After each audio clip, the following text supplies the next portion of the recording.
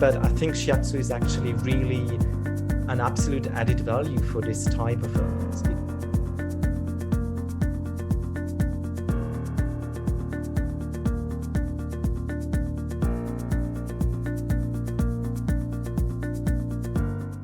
Okay, so I'm Richard, and I'm originally from Czech Republic, but I lived in Belgium now since many years, and I studied Shiatsu in Brussels, and I'm practicing Shiatsu since 2016, and I have my own practice, and well, together with some colleagues, we have set up this project of providing Shiatsu to patients in one of the hospitals in the Brussels region in Belgium.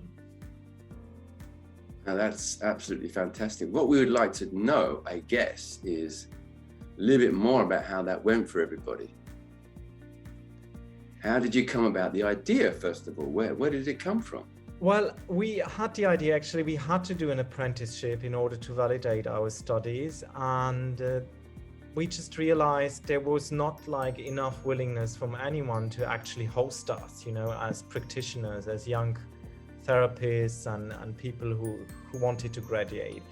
And I discussed with a friend of mine who happens to be a medical doctor in one of the hospitals in Brussels, and she informed me about CETIM, and CETIM is the Center for Infectious Diseases in St. Peter's Hospital in Brussels.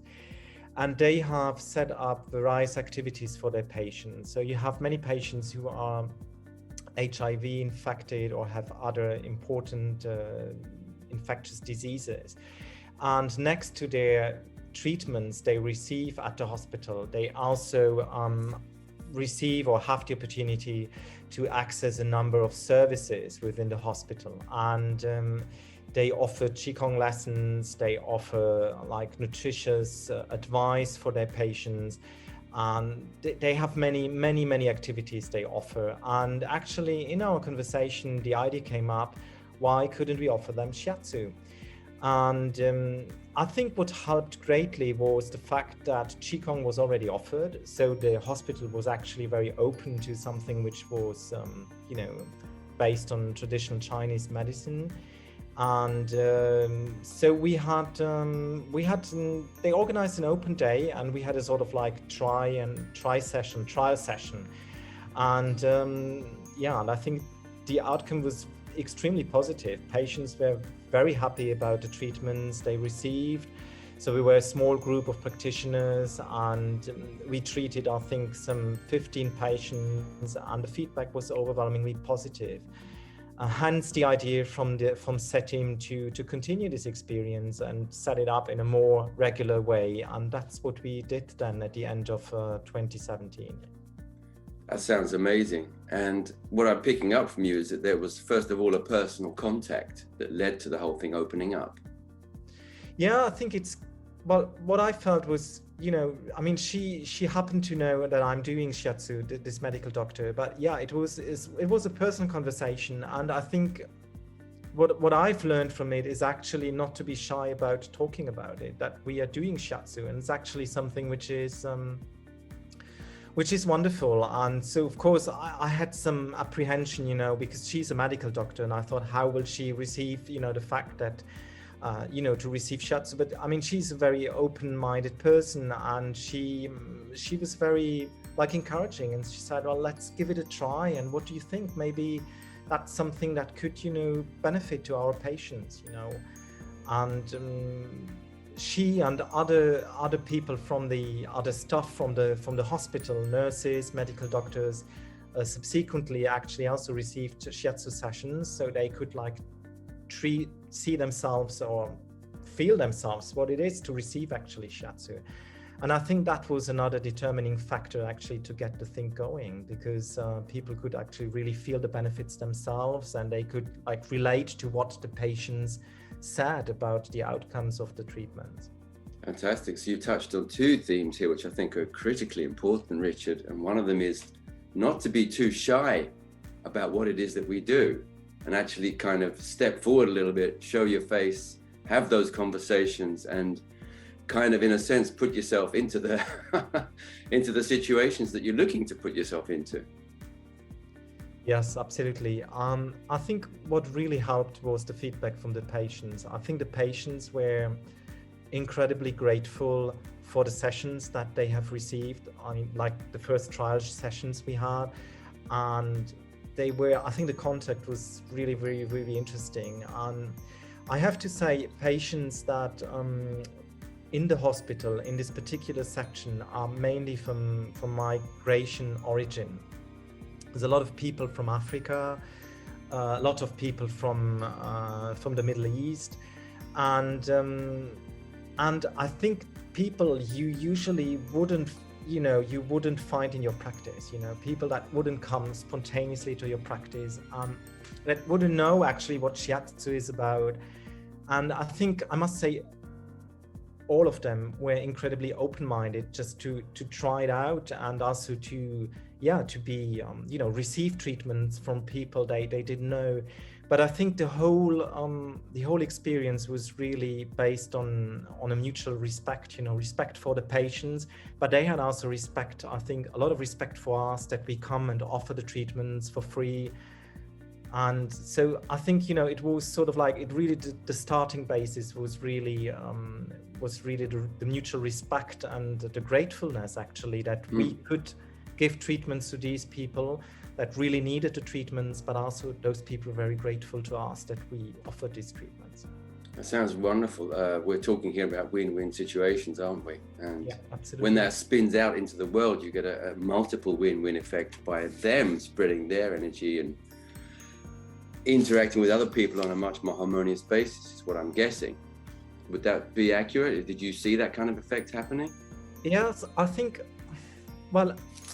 people, we had to find a way to register people. So we had the hospital offered us a space where we could welcome the patients, and actually we had a small team of 5 practitioners who turned up once a week, and we gave treatments to approximately 15 patients, during 2 hours, a little bit more maybe. And so people actually, what was interesting is actually us to provide this Shiatsu, it was not a closed space, where you would be alone with your patient, but it would be, we shared the space as practitioners, but the patients also shared the space with us. And I think that was rewarding on many levels, because there was just something happening in the room. There was really a very nice working atmosphere. It was incredibly, a lot of attention. There was silence. There was but you could feel a lot of things, and I mean, as you may know, these people 30, 40 years ago with these kind of illnesses have been actually regarded as people that you wouldn't even touch, Yeah.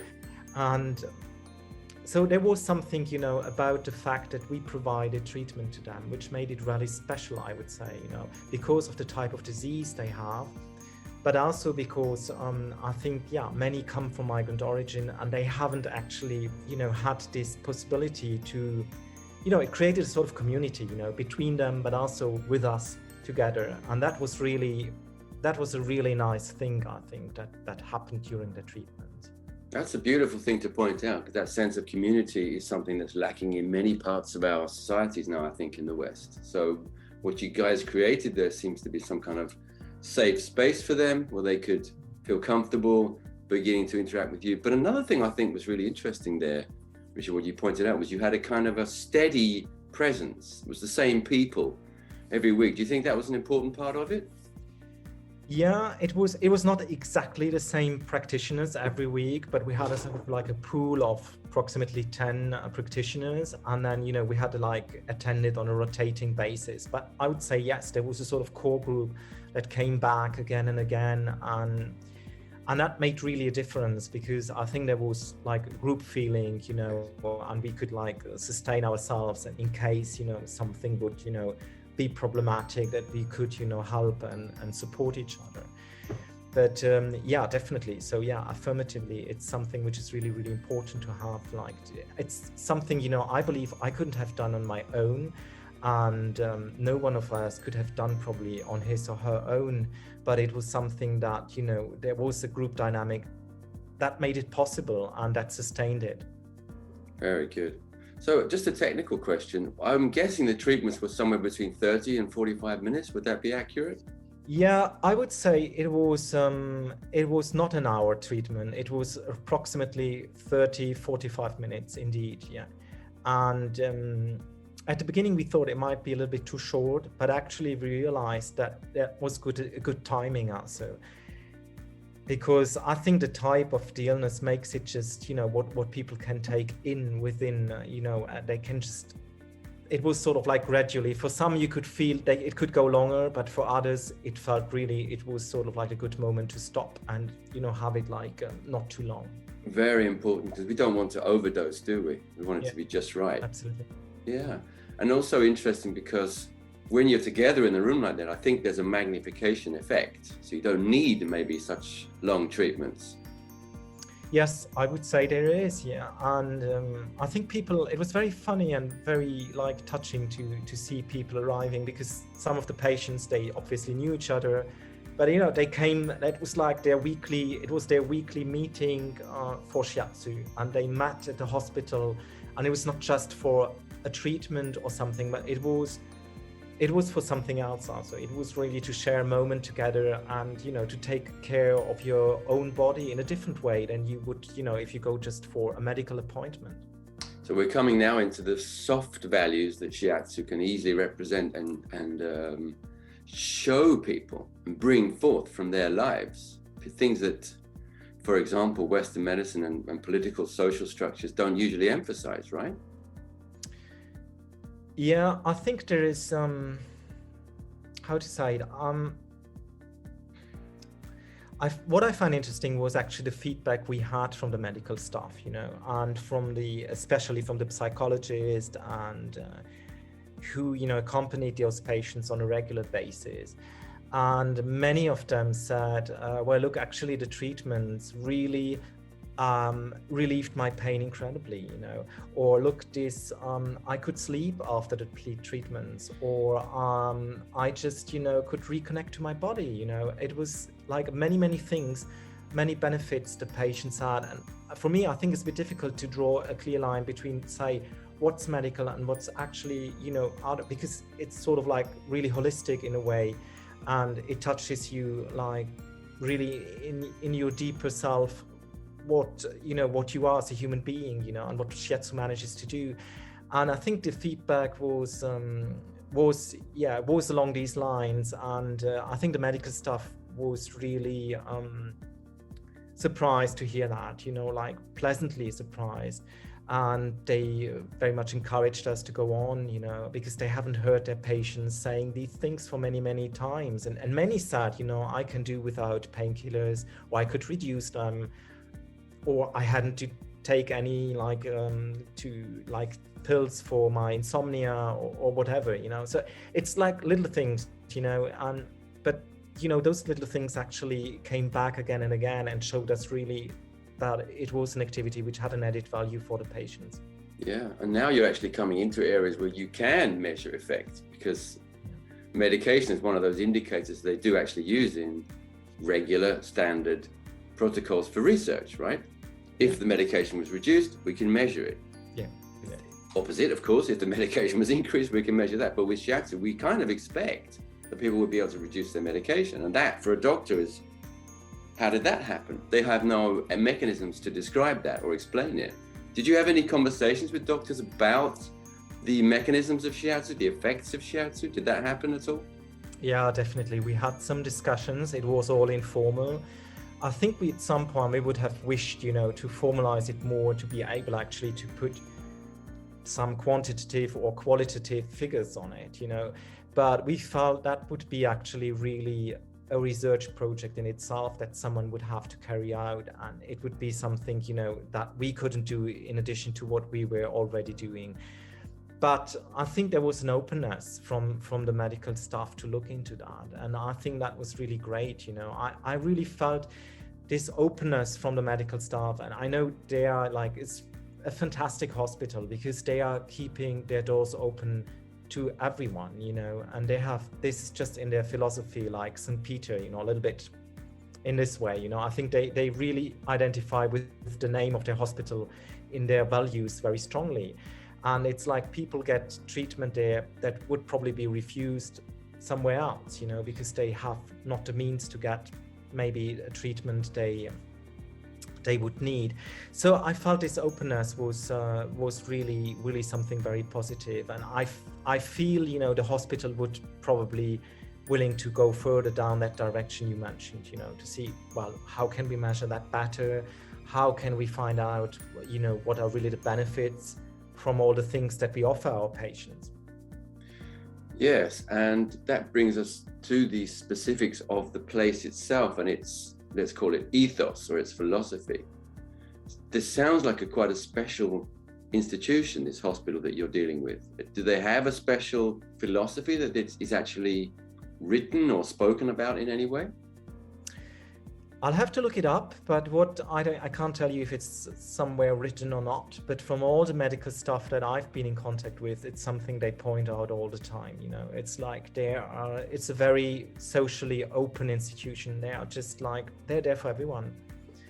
And the fact that many migrants come there, and not especially to other hospitals, because we do have so many private hospitals here. But it's just like this hospital is welcoming people and has this ethos of being open to anyone, who needs medical care. So that sounds like quite a significant factor in the success of this whole story, doesn't it? I would say it does indeed, yeah. So that's an interesting thing for people to bear in mind who are considering this kind of project. You need to think about where you're going. First of all, you need some kind of contact, it sounds like, with a person, an individual, where you can communicate easily and freely without needing to sell it. But then you also have this thing of what kind of institution is it? You found a perfect combination there where you had a good contact with somebody who was open, and the institution itself was open, and the staff seemed to welcome it as an asset on their palette of things they could offer their patients. Does that sound accurate?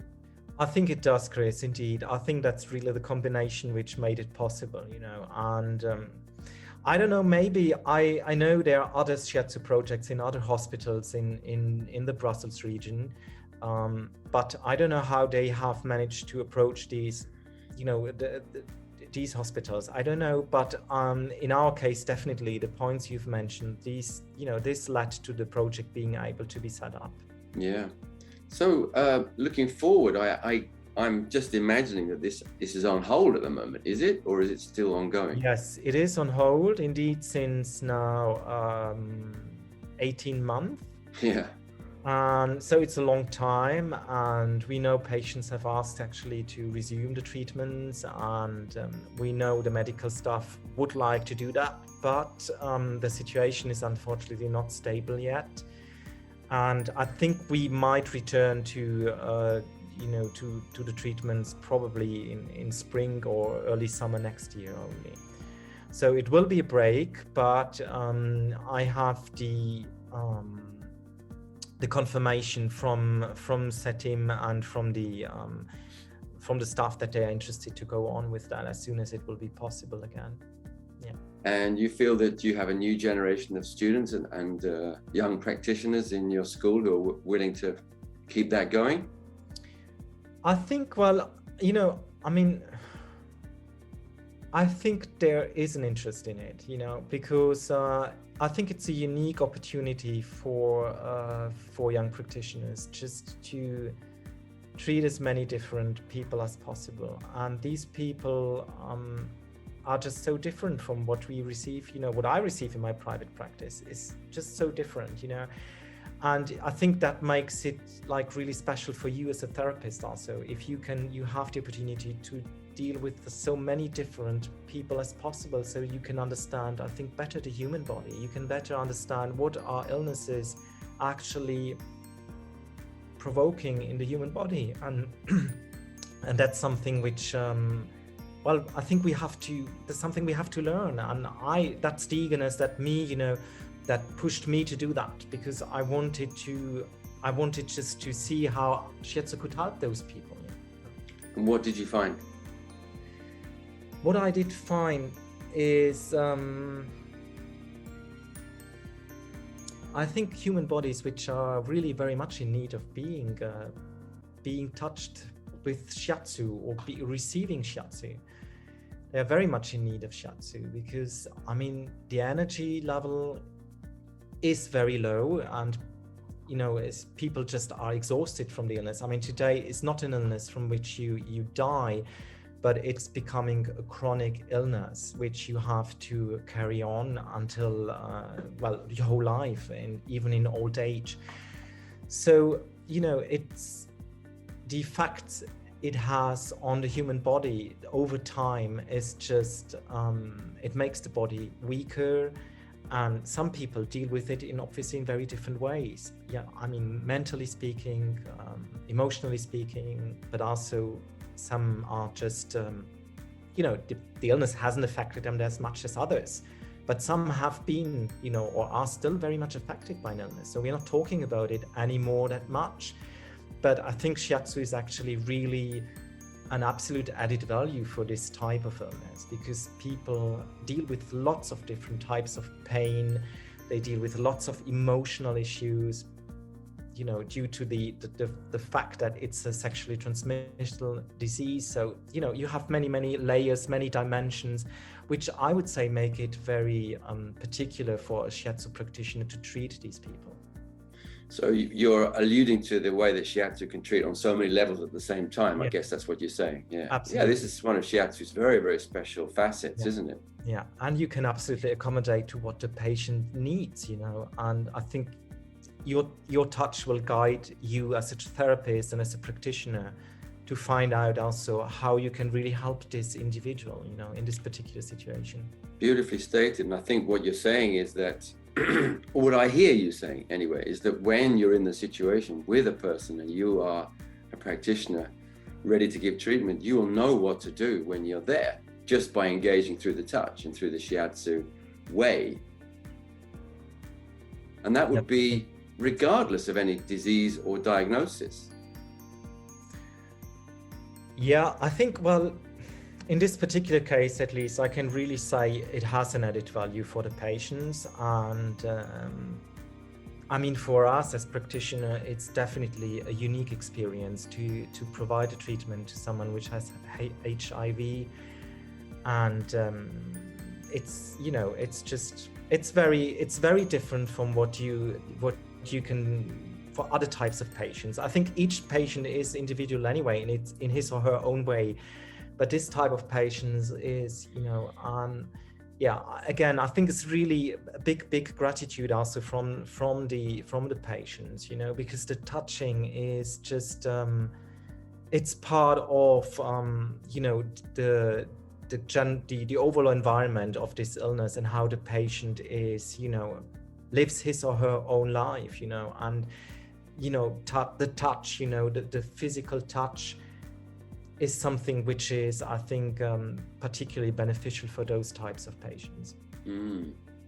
Just backtracking slightly, I'm interested to know whether you, or in a general sense, how you prepared the practitioners for this. I mean, there's a lot of different things that you could take up, of course, that you could prepare them with. But one of the things I'm interested in is probably you discussed timing. Let's do 30 to 45 minute treatments. Let's not go for the hour. But also, I'm wondering whether you told them to stick to a given protocol, or whether you told them to do their usual thing, or whether you told them to make sure they do a diagnosis. How did you approach all that kind of stuff, Richard? I think we left the practitioners quite free, you know, to decide what would they see as appropriate for a given patient, because, you know, even if the general illness is like HIV, it's you know, each patient is different, and the illness affects him or her in a different way. So we thought it's important that each practitioner is doing his or her diagnosis based on his or her experience, and then provides the Shiatsu individually to the patient. And I think that formula proved really the best, because it's difficult to say what, you know, what do people like general that have HIV, what do they need? Obviously, you have similar patterns, you know, you have like the spleen is very, there's a deficiency in the spleen, there's deficiency in the kidney, so the energy is quite low, But I think, one patient had more issues with gastrointestinal issues, other had more issues with backache, the third one had more issues with insomnia. So it's like very, very different things. So yeah, I think really we decided not to give too many or too much instructions for the practitioners, but leave them and decide, that they decide what's the most appropriate treatment they would like to provide for a given patient. That sounds to me like a beautiful use of the freedom that Shiatsu gives within its own framework.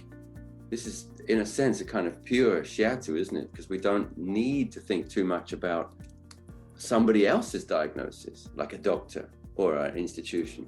We create our own in the moment, and it's individual for every single patient, every single time. It sounds like that was your approach. Am I overstating it, or is that? No, I think that's it. But it's also, the patient, it's a dialogue with the patient, I mean, we started each session, of course, that the patient can say what is his or her problem, that he can tell the practitioner why what's wrong, or why would he like to receive a Shiatsu, and what kind of symptoms he or she has. And obviously you are immediately in a therapeutic relationship with the patient, and you will decide, you as a therapist have to decide what's in this given moment today, now, what's the most appropriate treatment that I can give to this patient, that has these symptoms. So yeah. Beautifully stated. And now I'm wondering, I'm guessing in fact that you produced a group of pretty powerful therapists there through this experience that they had. Did you notice anything about their development through this? Yeah, I think all of them have been very positive about this experience. They have been they said, what I told you, that this kind of patients, you just don't see them every day. That's just, I think for us, it was really an eye-opener to see, okay, how can Shiatsu actually reach out to, groups in the population that would not necessarily have the reflex to go and see for Shiatsu treatment. So what do we have to do in order to reach out to those people? And I think it's, I mean, some people do live from their Shiatsu treatments, and, many of my colleagues do also. That's, what's their daily job. But we felt that even though this was like on a voluntary basis, it was very much enriching also our daily practice. It had really an impact on how we treated other patients, because we could compare, you could see these bodies suffering from this illness, and then you have your other patients, and you just you keep that in mind. It's as if your own body as a practitioner would actually memorize, okay, this is possible, an illness is able to do this thing to a human being, and how can I adapt my treatment in order to help that person? And this knowledge and this skill, you carried it with you as a practitioner. So that's absolutely an added value for us as practitioners. Well, Richard, you stated all of this clearly and beautifully, I must say. I think this is going to be a huge asset to people in the Shiatsu community around the world. So thanks for everything you've done. Thanks for talking to me today. And let's just make this go around the world, shall we? Right. Thanks so much, Chris, for your time. Thank you very much. And we'll talk again sometime. Absolutely. Take care. Ciao. Thank you. Bye.